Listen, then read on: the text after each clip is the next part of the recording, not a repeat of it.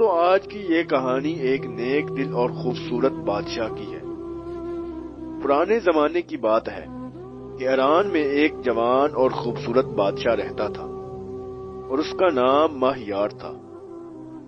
وہ بڑا نیک اور رحم دل تھا، ہر ایک کے ساتھ نرمی اور محبت سے پیش آتا اور رعیت اس سے بہت خوش تھی۔ ایک دن اس نے خواب میں ایک بوڑھے آدمی کو دیکھا۔ بوڑھے آدمی نے اس سے کہا، دیکھو، اگر تم اپنی بہتری چاہتے ہو، پورے 1 سال کے لیے اپنے تخت و تاج کو چھوڑ دو اور کہیں چلے جاؤ، اور اس طرح سے جاؤ کہ کوئی تمہیں پہچان نہ سکے۔ سادہ فقیرانہ لباس پہنو اور خالی ہاتھ جاؤ۔ اب بادشاہ یہ خواب دیکھ کر بہت پریشان ہوا، لیکن تھوڑی دیر بعد اس کی آنکھ کھل گئی۔ جب پھر دوبارہ سویا تو اس نے پھر یہی خواب دیکھا، اور بادشاہ نے یہ خواب 3 مرتبہ ایسے ہی دیکھا۔ بادشاہ خوابوں کو سچ سمجھتا تھا، اس لیے اس نے صبح اٹھتے ہی یہ فیصلہ کر لیا کہ تخت و تاج اور شاہی خزانے کو چھوڑ کر وہ چلا جائے گا۔ لیکن اب سوال یہ تھا کہ سلطنت کا کام وہ کس کے سپرد کر کے جاتا۔ بادشاہ کے 2 وزیر تھے، ان میں سے ایک کا نام خرم تھا۔ یہ وزیر بڑا دانا اور سلطنت اور حکومت کے کاموں کو خوب سمجھتا تھا، اور بادشاہ کو ہمیشہ نیک مشورے دیا کرتا تھا، اور اگر کسی وقت بادشاہ کوئی غلط کام کرنا چاہتا تو وہ اسے فوراً روک دیتا تھا۔ اب دوسرا وزیر بڑا ہی خوش آمدی تھا، اس کا کام صرف بادشاہ کی تعریف ہی کرنا تھا۔ بادشاہ دل میں اس وزیر کو زیادہ مخلص اور خیر خواہ سمجھتا تھا۔ اب بادشاہ نے فیصلہ کیا کہ اس خوش آمدی وزیر کو اپنی جگہ تخت و تاج پر بٹھا دے۔ لیکن رات کو اس بوڑھے بزرگ آدمی نے خواب میں آ کر کہا کہ بادشاہ، تم خرم کو اپنا جانشین بناؤ اور تخت و تاج اس کے سپرد کر دو۔ اب بادشاہ نے یہی کیا، خرم کو بلا کر ساری بات سنا دی اور سلطنت کا سارا کام اس کے سپرد کر کے چلا گیا۔ تھوڑے دن تو وہ اپنے ہی دیس میں پھرتا رہا، ایک لکڑہارے کے ساتھ مل کر لکڑیاں کاٹتا اور اپنا پیٹ پالتا رہا۔ آخرکار اس نے سوچا کہ اپنے ملک میں رہنا اچھا نہیں ہے، کسی اور جگہ جانا چاہیے۔ اپنے وطن سے باہر نکل گیا اور 8 مہینے تک دیس بدیس پھرتا رہا۔ آخرکار وہ ایک ایسی ولایت پر پہنچا جو اسے بہت پسند آئی۔ اس نے ارادہ کر لیا کہ باقی کے 4 مہینے وہیں گزار دے گا۔ ایک دن صبح صبح وہ جنگل کو جب جا رہا تھا، اس نے دیکھا کہ ایک نکارچی نکارا بجا کر سب جوانوں کو شہر کے بڑے میدان کی طرف بلا رہا ہے۔ ماہیار نے بھی ادھر کا رخ کیا۔ اب وہاں پر بہت سے لوگ جمع تھے۔ اس نے لوگوں سے پوچھا، بھائیوں، کیا معاملہ ہے؟ اتنی خلقت کا ہجوم اتنا کیوں ہے؟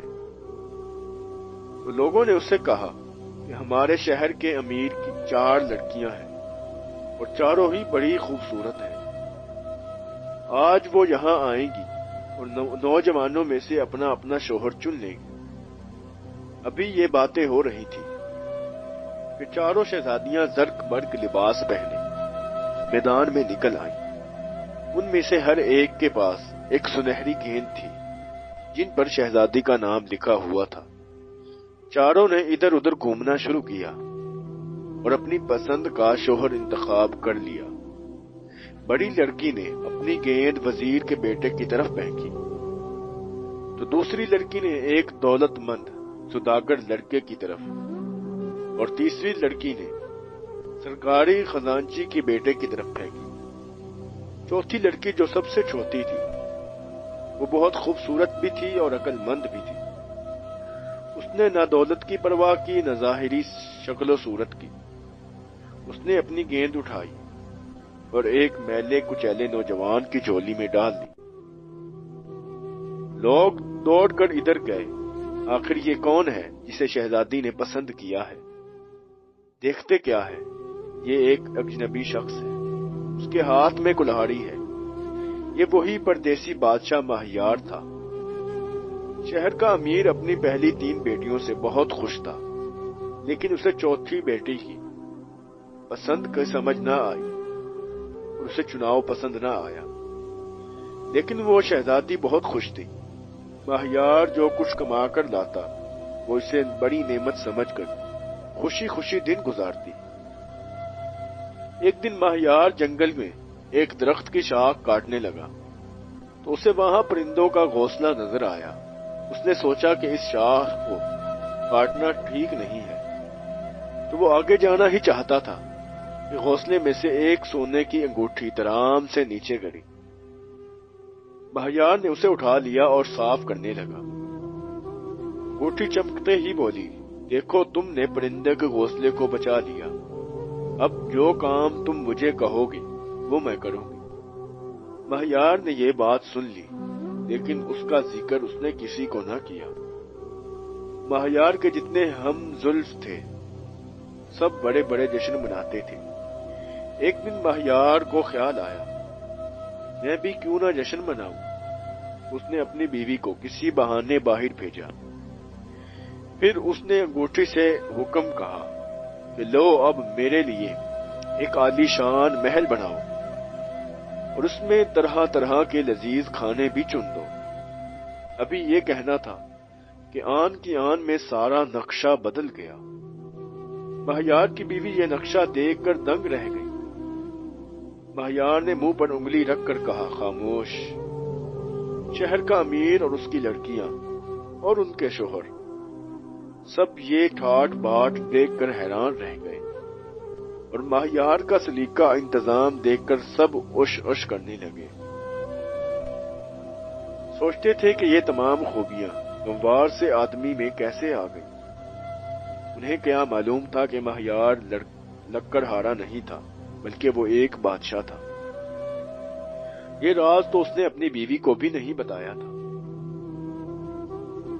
اتفاق سے شہر کے امیر کو اطلاع ملی کہ ایک ہمسایہ ملک کا بادشاہ مہمان بن کر اس کے دیس میں آ رہا ہے۔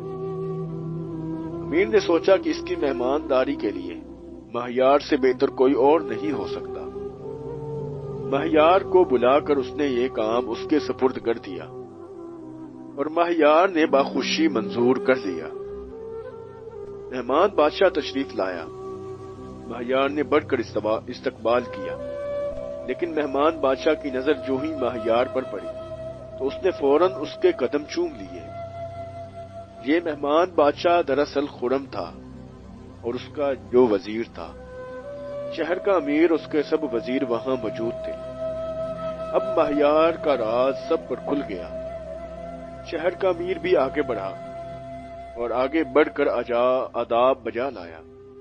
ماہیار کی بیوی کی خوشی کی تو انتہا نہ رہی۔ اب سفر کا سال بھی گزر چکا تھا۔ ماہیار بڑے ٹھاٹ سے اپنے وزیر خرم کے ساتھ اپنے دیس کو لوٹا اور چلتی دفعہ انگوٹھی اپنے سسر شہر کے امیر کو بطور تحفہ دے گیا۔ اسے اپنے تخت پر بیٹھے ہوئے چند روز ہی ہوئے تھے۔ ایک قاصد وہی انگوٹھی لے کر حاضر ہوا اور آداب بجا لا کر کہنے لگا، حضور، ہمارے شہر کے امیر نے یہ انگوٹھی بطور شکریہ واپس کر دی ہے، کیونکہ یہ انگوٹھی گمسم سی رہتی ہے اور نہ ہی اس کا کہا مانتی ہے۔ اب یہ انگوٹھی آپ کو مبارک ہو۔ دوستو، اگر آج کی کہانی آپ کو پسند آئی ہو تو اس کو لازماً سبسکرائب کریں اور ایک بیل آئیکن کو دبا دیں تاکہ ہر نئی آنے والی ویڈیو آپ تک پہنچتی رہے۔